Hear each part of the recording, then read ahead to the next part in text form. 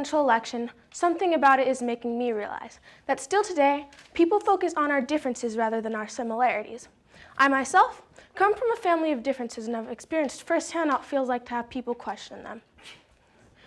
Given that in 2008, the United States of America elected their first biracial black president, one would have thought we would have gone further by now. During the recent election, we've heard some talk about religion, anti-Semitism, and racism. Have we regressed to this point, or have we truly never moved on? Let's start with religion.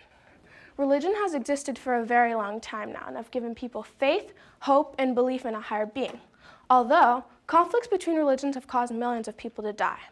Centuries ago, Catholics against Protestants, and just recently, the Western world against extreme Islam. And, as we know, some people have been using religion as an excuse to cause violence, control populations, and take power. I find that instead of using religion as an excuse to take power or control populations, the people who really believe in their religion should use their faith as a motivator to convince people to do good and bring the world together at peace. Anti-Semitism is another horrible reaction to differences.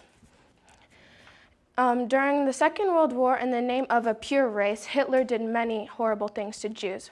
He put them in concentration camps, had them locked up, killed, and tortured. And sometimes he would even have doctors do experiments on them.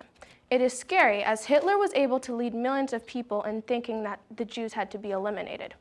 And although anti-Semitism has been reduced in Germany, it still happens in other places in the world.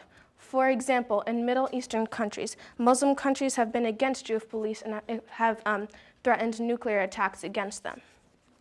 And now, the difference I feel most personally about, racism. Racism has existed in America for a very long time, and there have been conflicts between many races, but mostly blacks. I find this is the case because blacks used to have been enslaved, and some people think that they should still be enslaved. Others may just have pure hatred towards them. Either way, both are unacceptable.